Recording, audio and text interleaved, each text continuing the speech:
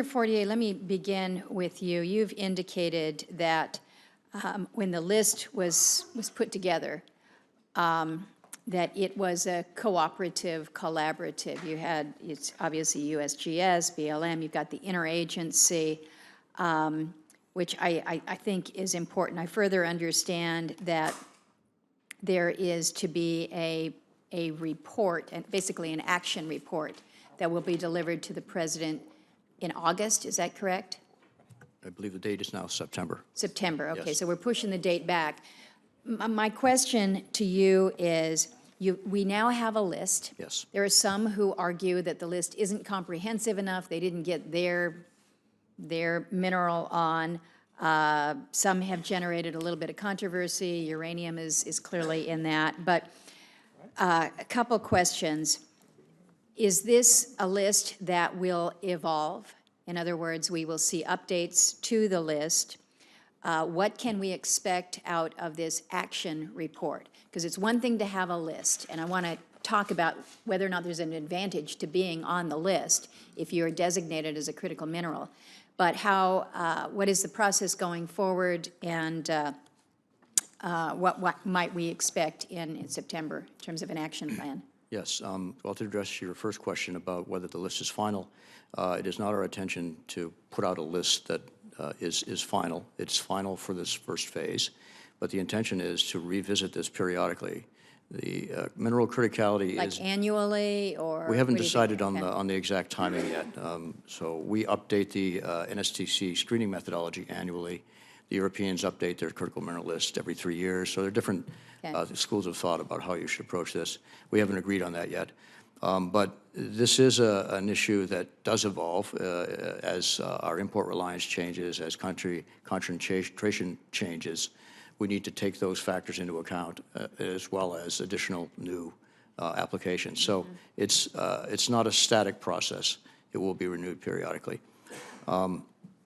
You know, in terms of the next steps and what is to come out of this effort, the Department of Commerce is leading the effort to develop a full report to comply with the different directives in the executive order that will address all the different aspects of critical mineral issues and strategies, including trade with reliable partners, options for substitution, needs for improved recycling, the improvement of the U.S.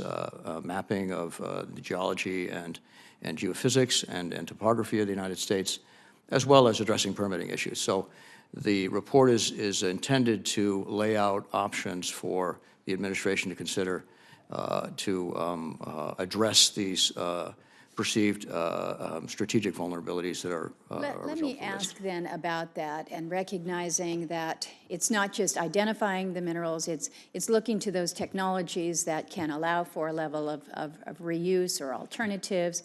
It is the whole package. The Critical Minerals Institute that Dr. Eggert is involved with, do you derive good benefit from the research that comes from them?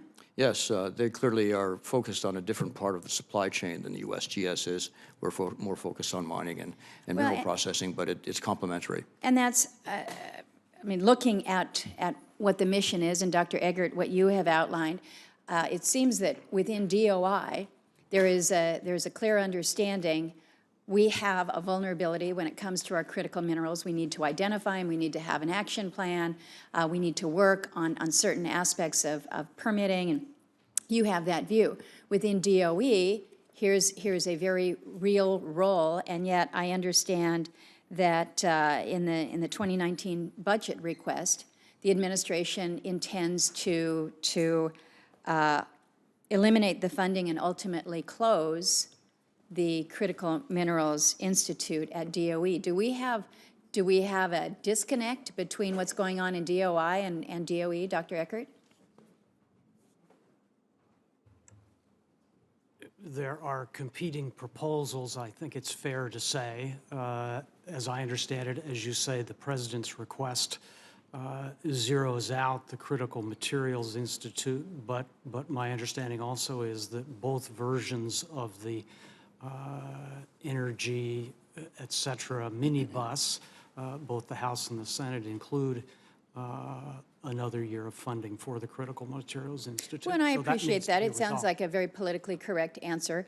But I guess I want to know that we're doing this on all fronts, because as we develop this strategy and really a whole of government approach, which I think is the right approach, involve everybody because it goes cross agencies.